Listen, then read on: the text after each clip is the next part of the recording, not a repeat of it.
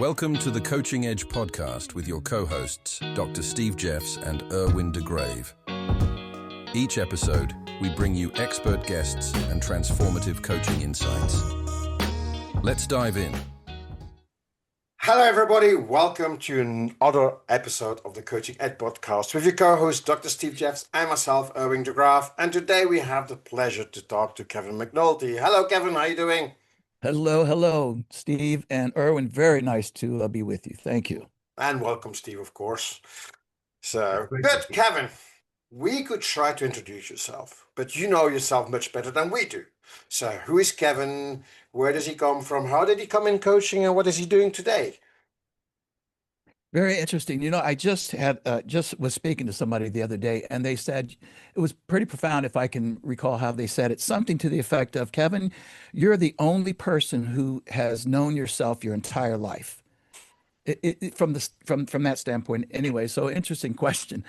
Well, okay, I'll try to do this very quickly. You know, my journey in the work that I do now as a coach and speaker and so forth really started off. I say when I was actually a kid, I was naturally observant. I really paid attention to behavior, mine and others. And I mean, at the time, I don't think that I knew this, but I was also that, let's say, young adult, if you will, or even teenager, where people always, wanted to open up to me. Again, didn't understand that in my early life. I was also a military brat, so I moved around, lived in many places around the U.S. and the States, and so probably the thing that has driven my career and my work now is as far back as I can remember. I always remember that I felt like I can be more, that I could do more, and truly, I remember this even clearly as a little kid. So in any event, I attempted, coming to the Nashville area and becoming a music star. And it took me, I'd say about 24, 48 hours to figure out that I wasn't even close. I wasn't even in the, as they say, the parking lot. So out of, I guess you could say, desperation, I joined the Air Force and had a few different careers in there. Started off with as an environmental support specialist. Well, that's a fancy way of saying I worked in water and waste. And probably within just a couple of years, I was stationed in Northern California. And then within 2 years, I moved to Frankfurt, Germany, where I spent several years. And so then I moved on from there, and I was selected within the Air Force. So I spent 20 years, but I was selected in the Air Force to become a part of an entertainment group. It was called Tops in Blue. It takes too long to explain, so I won't. But I spent 4 tours, 4 years, met my wife there, performing around the world, essentially for the troops, if you will. And that's when I first understood human behavior. In fact, I would say that was the laboratory that I existed in, because you worked like crazy. You lived with 30 other cast members and roadies for 24/7 for 6 months. Yes, on the bus, on airplanes. I mean, it was just constant. And this is when I started really understanding the concept of human dynamics, in that I understood how people come together, how we have these big egos and first impressions. And then after the work starts and you're practicing or loading up at 3 a.m, and people let their take their makeup off and let their hair down, if you will, you start to see the real people. And then moving past that, you also then begin to understand how you bring 30 people together from literally all over the United States and sometimes internationally, and bring them together and establish a machine, a high performing team. And again, this was before I really got into human relations. And then in 1986, I transitioned my career into human relations education. I essentially became an advisor to commanders and on workplace culture and essentially people issues. Went through extensive training. I mean, 4 months of in-resident training, and then but like 3 years of sort of mentoring and training, to go to the next level. And essentially, what I did is I advised commanders and leaders about people problems. I then got involved with Stephen Covey while in the Air Force and basically integrated some of his programs, first, 7 Habits, Principles, Center Leadership, Mm. and so forth, into the Air Force and so forth. And then um, and then I retired my career in 2000 and moved to Nashville, Tennessee from California, and started my practice as a coach and speaker. And so here I am, 25 years later, still going. Didn't think it could happen, but I am here. What are you doing specifically in coaching to have the big? What is your Well, specialty or focus? primarily in personal development or professional development and soft skills. Soft skills is really Mhm. my sweet spot. So all the things that you're well aware of, the people skills, Okay. how people work together, how they get along, how they communicate, all these other sorts of things. Mm.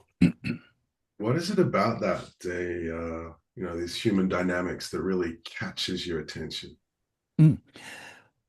Well, again, I really think that it goes way back into my childhood where I just, for whatever reason, started paying attention to how people behaved and how I got along with people. And I was just attracted to that. And as I moved into the Air Force and then got into Tops and Blue, it was just a fascinating field. I also started really spending a lot of time listening, watching, studying some of the greats. I would consider Tony Robbins, Wayne Dyer, Stephen Covey, and all those sorts of things. And it just kept building to the point that I can I can genuinely say by the time I was 40, if anybody can be an expert in human relations or human dynamics in the workplace, I felt like I had at least moved into that space. And as a coach, consultant, expert, how have you evolved over the last 25 years as you've stepped from one group of careers into this entrepreneurial career? Well, incredibly, again, as to my personality, even when I got out of the Air Force, I was 40. Even now, I'm 66. I still have this great love for learning. I have this great belief in continuing to grow and to become better and that sort of thing. So when I got out of the Air Force, of course, I'm consulting or advising commanders at that point. And as you well know, Steve, the military has its own culture.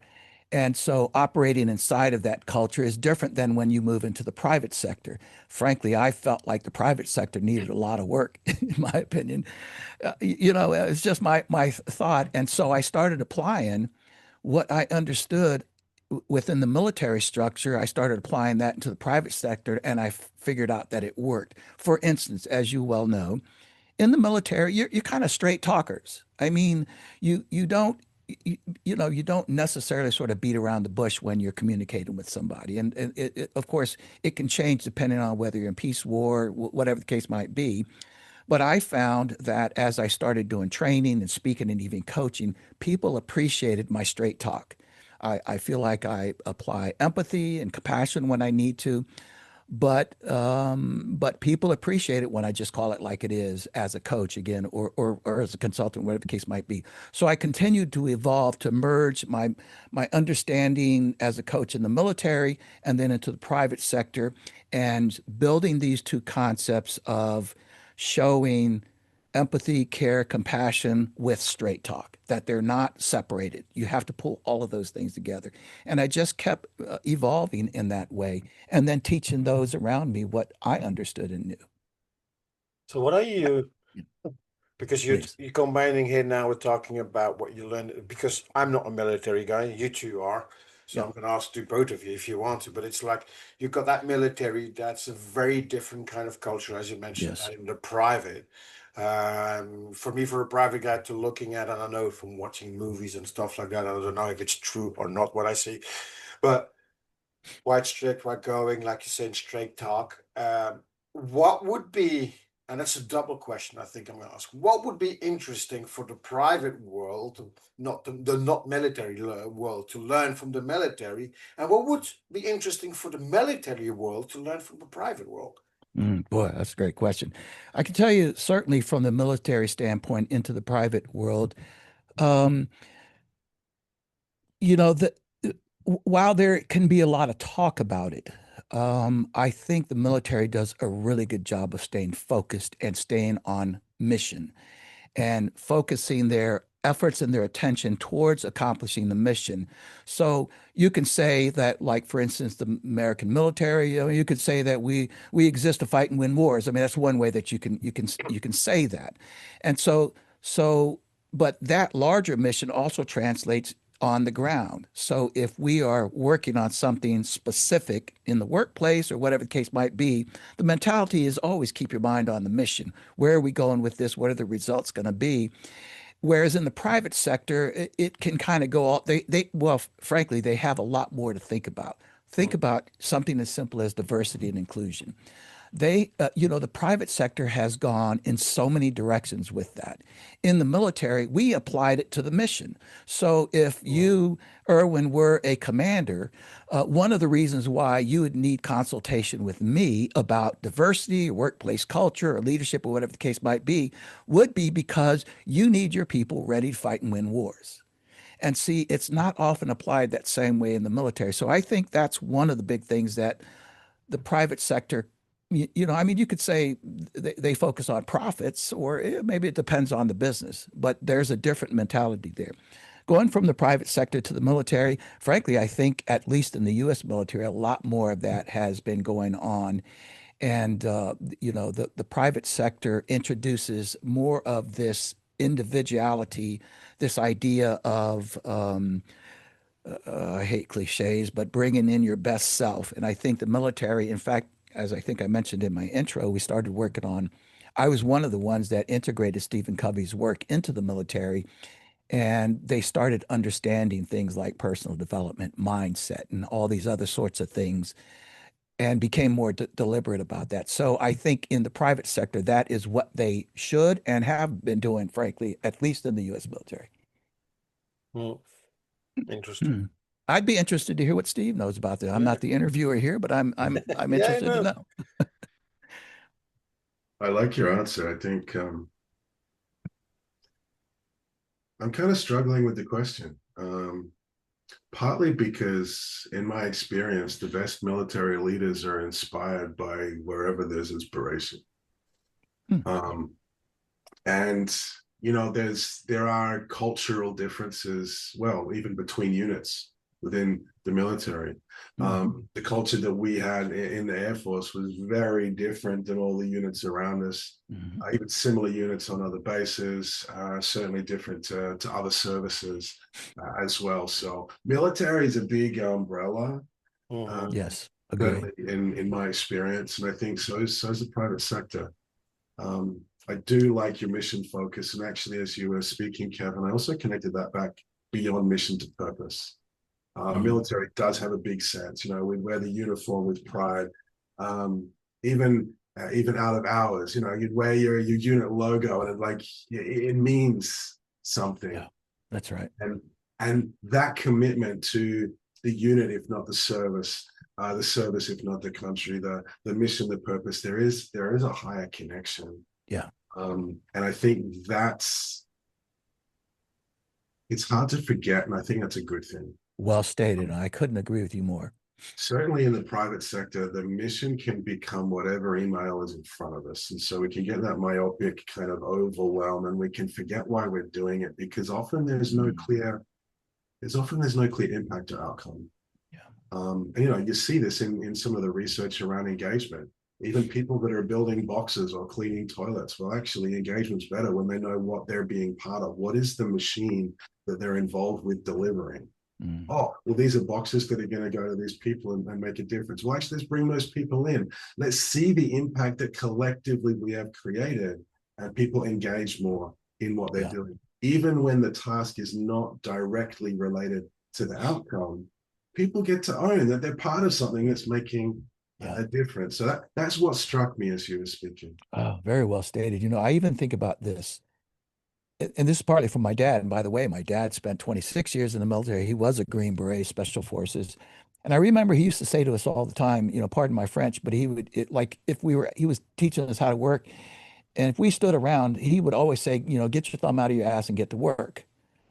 And that's the military mindset as well. So in the private sector, and I don't know if it always came from like hearing my dad say that, or from the military, but you will not find me in a scenario, whether it's my gig or somebody else's gig, something going down, and I'm looking and see I can step in and help. I step in and help. It's just, I think it's the military mindset. I'm again not here to speak Mm. poorly about the private sector, but it is that mentality. It's interesting because when I listened to your bow, what came up to me is the culture. You've been talking about Mhm. culture. Yeah. So, and that identity, which certainly when you see in the private sector, it's that identity something and that culture something, the issue that things are not working as well. Certainly, if you're a bigger organization, if you talk about a startup with 5 or 10 people, that's something else. But if you Yeah. look at bigger organization, when Steve was saying, "Hey, that uniform," and then I was thinking, Mhm. it's like the schools. Certain schools have uniform, and they put the uniform, and the kids go in uniform. You go as one. So, I was thinking it's maybe a stupid idea, but what would it be if a company would say, "Hey, well, you have those, but the specific uniform of the company, like Amazon and other has, but other companies don't," and then Yeah. uh, I don't. Well, one thing that strikes me in the military is very regimented, for want of a better word, around Mhm. size and unit distribution. Mhm, Mhm. So you've got this many people in a section, you've got this many in a platoon, this many and it's actually, no matter where you are, there's size structures and there's unit level identity. mhm, Mhm. In an organization, I don't see that as much. Yeah. Even in organizations I've worked with, Yeah. country level identity doesn't necessarily exist. We've got organizational or top level brand connection, mhm. but that's kind of it. You may have loyalty Yeah. to a particular leader, but there's no unit names, there's no unit logos. It's not like, yeah, That's we're right. the HR division and we're going to make this happen, or we're the logistics loggers or there. Yeah. And I think there is an opportunity for community building, community identity. You Mhm. talk about this a lot in terms of online communities where, you know, to know whether groups are defined by who sits outside of them. I think that's really interesting. Interesting. You Yeah. define a group by who's outside. If everyone's in, then kind of no one's in. But to see the edge of the group and actually to own that and to use that to connect with belonging, identity, and purpose. I Mhm. mean, that's what the best leaders do, certainly with the people that they can touch. Like, here's a team. But as Yeah. soon as you get beyond that first level of connection, I think there is an opportunity for a greater sense of connection and coming together. Yes. Boy, so well said. And I also think about the idea that in the military, as you just said, Erwin, we all dress the same, if you will. We also are all essentially paid the same. Depending on the ranks, of course, it gets different. There is a separation, obviously, between officer and enlisted. But I'll tell you, and especially Steve, you've been to war. Um, Man, once the war starts, the mission it's all about the mission and your people. And that's a focus that you can't get away from. And so I'd also like to say that in the military culture, you are committed. Whether you want to be or not, you're either in or you're out. In the private sector, you have many lives, perhaps. Again, wouldn't suggest that they turn the private sector into that. But when you go home in the private sector, in a lot of cultures, it's don't call me, I'm off. In the military, you better have your phone up and ready when the call comes, and that's just the way that it is. So, yeah, boy, what an interesting And I conversation. mean, Yeah, you got. there's levels to that as well. Yeah. Notice to move. It might be 90 days notice to move, where great, everything can shift within 90 days. It might be 5 minutes notice to move. That's But right. even that provides both availability, but also predictability. Yeah. One thing the military does do generally is career pathing. 100%. If you want to get promoted, well, these are the courses that you've got to do. This That's is right. the experience you've got to do. This is what's required. It's all laid out right That's there right. in front of you. That's right. In organizations, I see an absence of clarity. Even the organizations don't necessarily know what the next level is. That's right. The other thing I see in the military I saw was a lot of investment in training. Mm-hmm. Mission focused, like, you know, Yep. you're driving the big things, you're fighting the Yep. big stuff, you're Yep. getting access Yep. to all Yep. of these different things. You Yep. go on doing things that are crazy. And actually, in my Yep. role, the biggest part of my role was training for a fight that may never come. Exactly. And it's like, well, that's cool. It's about preparedness. It's about Yes. training. Yes. And I think that's a missed opportunity, Yeah. because in business we get so focused because everything's a battle. We've got to focus here, and it's life and death, and there's this urgency. And you know, you see all of this stuff happening even in the media recently about a younger generations pushing back on the definition of urgency. Yeah. You know, just because you need it doesn't make it urgent, and all of these different things that are happening. Yeah. But that whole concept of preparation, Yeah. and action being, in many cases, two different pathways that can happen simultaneously, but they're different. You know, fascinating what you said. You mentioned about the, you know, the 90-day, you know, push out, or, you know, or a 5 hour, hey, we're about to do something here. What's interesting to note about that I think Erwin would appreciate it and be interested in, is that, you know, let's just say, again, whether it's a small unit or an entire organization, or by the way, an entire country. I know this about the US, and I know this also about, you know, the British. When the call's made, when they flip that switch, it's a machine that goes into action, a very well trained machine that knows exactly what to do from the moment that you get that call. And that's a fascinating understanding about how you pivot, you know, how you prepare, all of these things, you know, that we do in the military. Again, I don't know if it's all transferable to the private sector, but there are concepts that the private sector should be paying attention to. How does the military do this? In other words, how do they deal with a crisis? What is their mentality? What is their focus? All of these sorts of things.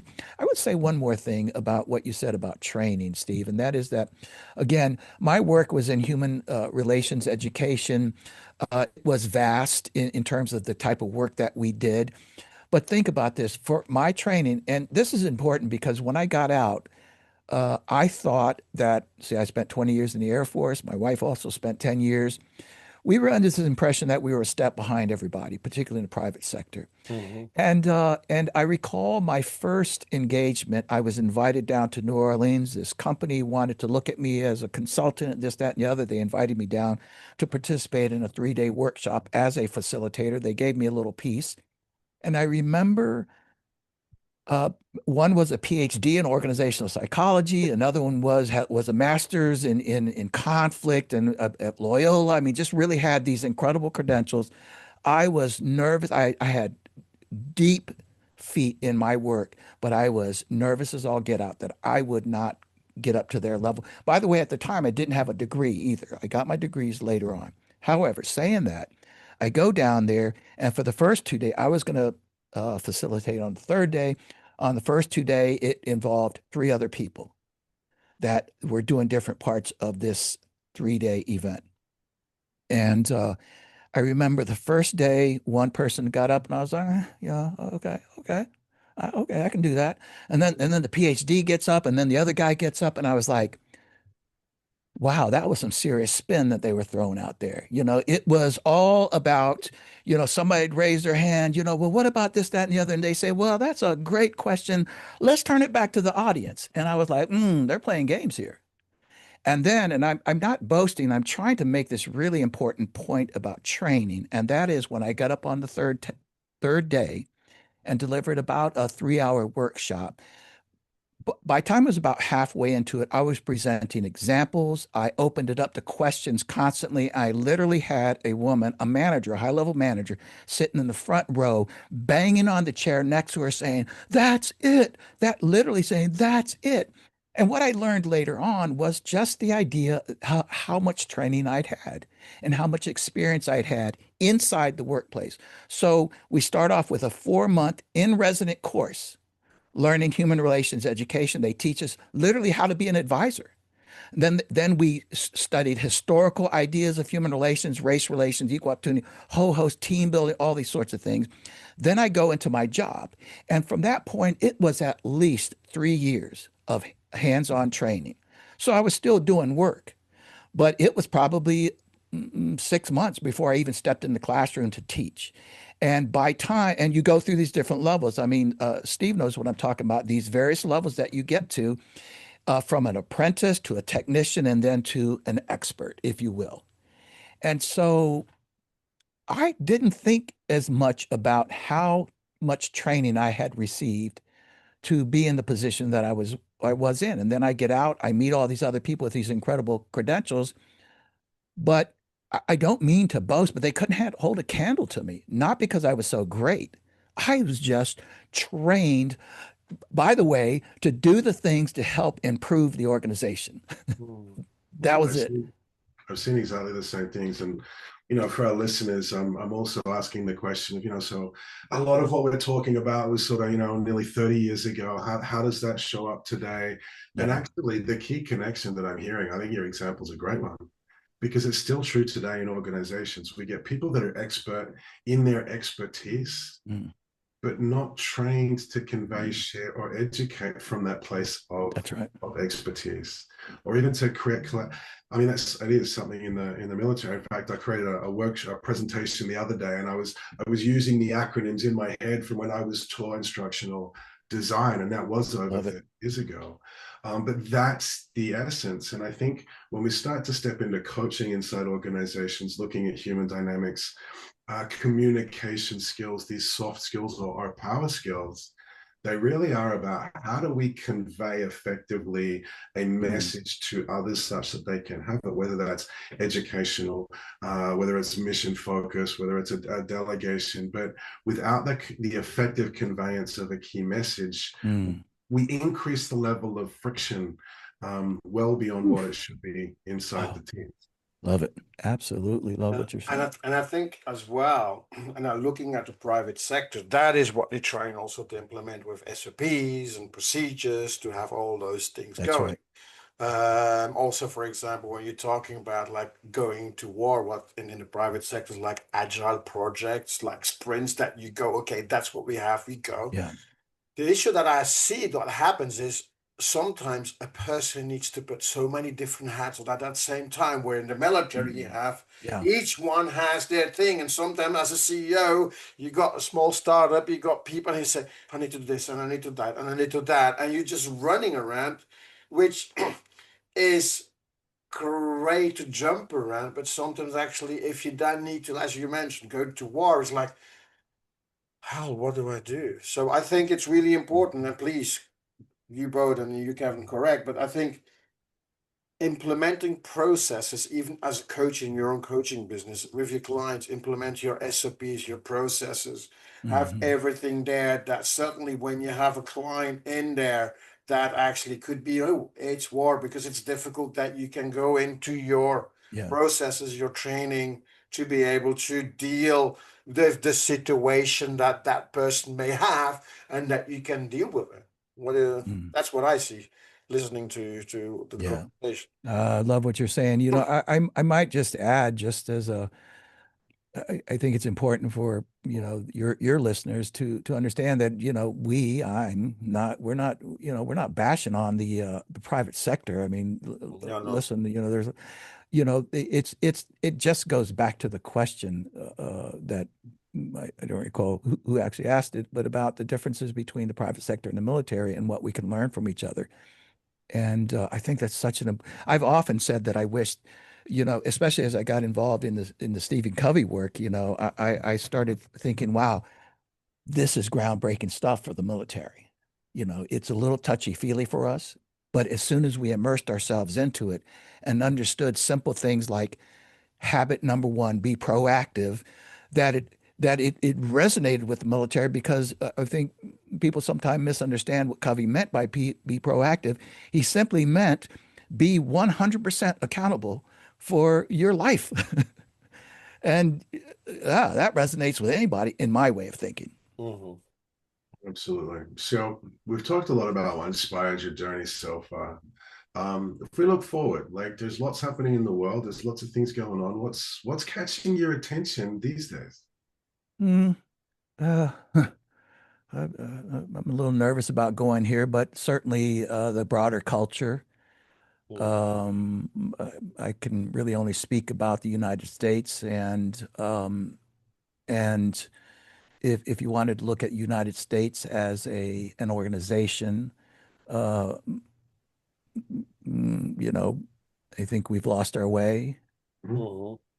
And what's on my mind is, how can I, with my background and my understanding, do some things to improve what I see. I mean, it's a big old elephant though, and then we can extend it into the world, But I've never been one of those people that believed or even conceived of the idea that I could change the world. I don't have that ambition.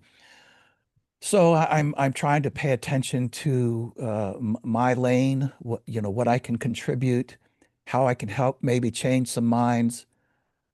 Um, some of that is in the organizational realm and working with businesses and trying to just impart some of that which we just spoke about. And Mhm. that is that, again, part of my French, but knock off all the bullshit. Let's get down to some common sense stuff. Let's, you know, this idea that there was this big sort of protests around the world about us coming back to our offices after COVID. I was like, what are you talking about? What are you talking about? It's not as though virtual work isn't viable. It works in some businesses, but and maybe this is my military mind coming out. Steve, maybe you can help me, or even Erwin, But my thought is, if the boss says you're coming back and working in the office, then you're coming back and working in the office. And why are we having this debate about not whether it's right, wrong, or indifferent, but whether if you work for this company, you should come back to the office? That it's a distinction I'm trying to make there. I don't know if that's my focus, but so I never really got around to probably answering your question, but that's what I'm thinking about right now. Steve's mentioned, and I've in another conversation I had with Steve, and specifically to your answer, he said like if you're in like special for a small team, Yeah. Yeah. there it's, and I think that's the saying. Okay, you're maybe the leader, the platoon leader, but you're the expert in explosives. There So you go. if the boss tells me to come to the office, I would tell the boss, but why are you the person to tell to come? What is your opinion? Because then you're talking about a boss and a leader, the difference between being a boss and a leader. Mm. That's how I see it. I agree. I think certainly in my work with leadership, I see a real distinction between task-based leadership and relational leadership. Fair Task enough. is hierarchical. Task is if the boss says, you do what the boss says because the boss said, and there is no question. Yeah. And that's where the orders come in. That's where rank is really brilliant. It brings so much simplicity because you listen upwards, you talk downwards, and then you've just got to compete for positional power sideways. But it brings predictability into relationships. But when we start to treat people as humans, when we start to connect relationally as Yeah. equal but different Yeah. equals, it becomes uncertain. We don't know what's going on. We can step on toes.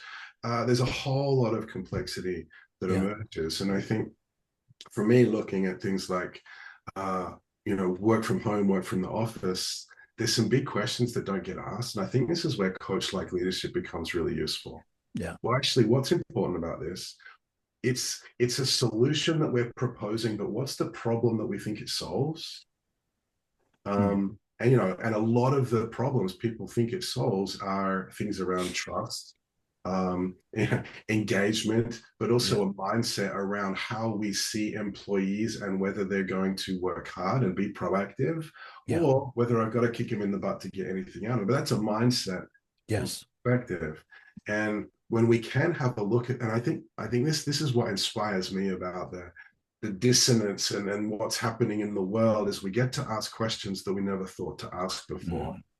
To me, the coach-like courage is going to be to actually face those questions with, and I love what you said before, Kevin, with empathy, with compassion, with a heartfelt authenticity, and with a clear directness and no bullshit. But to bring both of those together to have the conversation 100% to be had, that's where this, I mean, the metaphor of a hermit crab comes to mind. You know, you're stretching, you're stuck and you're trapped in the shell, and you got to go through that pain before we can get out, which is vulnerable, to find the next one. I'm hoping and trusting that that's what's emerging for us.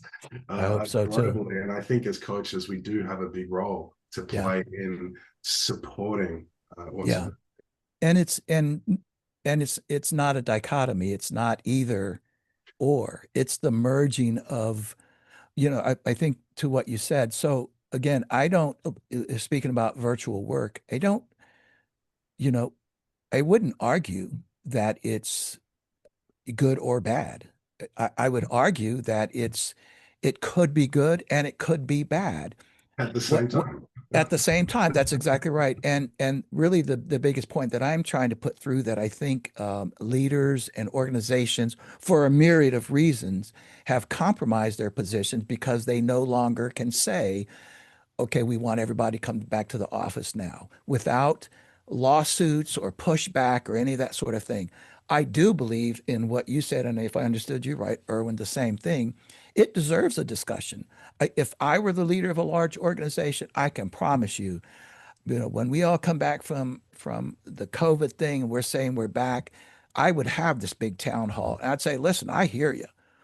I'll be honest with you. I loved working from home too. Let me make, and this is, I think, what you were trying to say. Let me make my argument here. Let me hear from you. And we'll, you know, we may make some different decisions, but I am the key chief decision maker here as well. And, you know, if we left it to everybody to make the decision, there would be no decisions, or there would be a myriad of decisions. And this is the only point that I say, because I wholly agree with the idea of leaders learning how to be better coaches, or leaders learning how to collaborate more. I've made this big argument many times over in organizations with leaders, asking them, how do they run meetings? And if it's a hierarchical, here's how I run meetings. Okay, ladies and gentlemen, you're sitting around with 10, 12 VPs and say, okay, we got this new project in here. I need you to do this and you do this. And what about this? And what about that? I encourage leaders to step into a meeting like that, say, we've got this new project, this new initiative. Let me explain it to you. Now, Steve, what do you think? You're talking about engagement. Steve's going to immediately go, okay.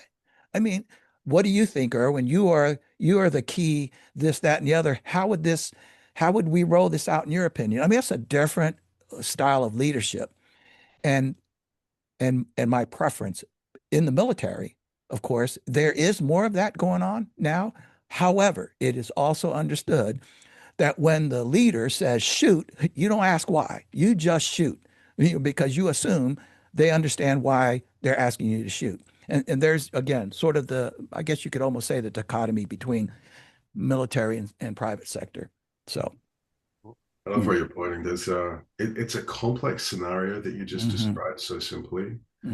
To be able to hold, you know, hierarchical position on the task side, to be collaborative, engaging on the relationship. As a leader who does make the decision to be collaborative in how the information is collected and how the decision is made, I think is a place where, as coaches, we get to serve our client,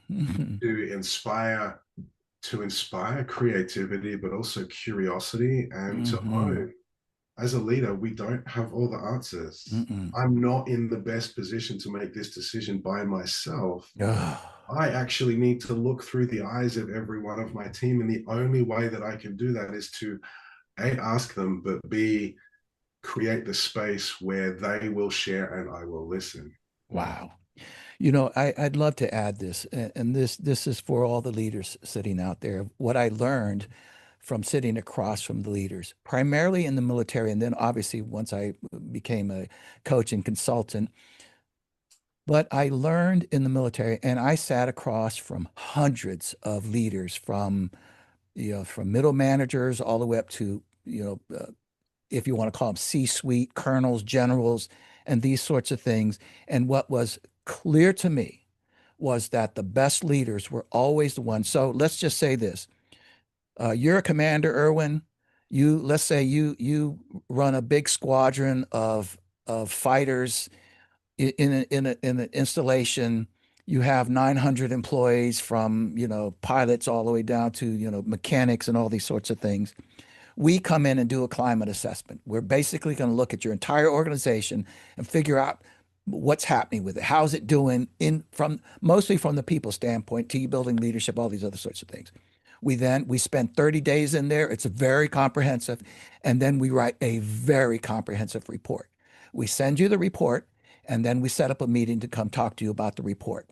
The leaders that were always the greatest and that I saw rise to the top were was this leader. So I step in and you say, Kevin, I read your report. Wow, it's pretty comprehensive. There's some things that kind of put me back on my chair, but let me ask you, what is the first thing that you think we need to do? And that is always, of course, music to my ears, because it's not because they're just asking my opinion, but because I know they are recognizing me as the expert, and we're about to collaborate on solving some of the problems that they have, as opposed to the other leader that says anything from, I read your report, what a bunch of bullshit. And yeah, I mean, I know I got this problem. We're working on that already. And you got any questions or anything else you want to say? Thank you very much. We're done. And and that wasn't an unusual scenario in the military oftentimes, you see. But the difference is striking. And I encourage leaders to be like this, like the first one. Absolutely. So I got 1,000 questions, and we can definitely go in all sorts of different directions. But knowing that this doesn't have to be the last conversation, this could be the first of many. Kevin, for those that are curious, intrigued, or inspired by our conversation today and would like to reach out, connect, or follow you, how can people find you? I mean, thank you. I appreciate you asking. I mean, humadyn.com is my company website, humadyn.com. But, I'm all over social media. I spend a lot of time on LinkedIn. You can find me there, Instagram, and those sorts of places. So yeah, there's where you find me. Well, Thank thank you you very very much, Kevin and Steve, as well, for your input much. today. It was really interesting. I know we went in a certain direction, but I think it was really interesting and for people to understand, and also for me. So thank you, Kevin, for your time and sharing, and Steve as well. Everybody listening, thank you very much. And until next time, take care, and we'll see you then. Bye. Thanks for tuning in to The Coaching Edge. Until next time, keep coaching and keep growing.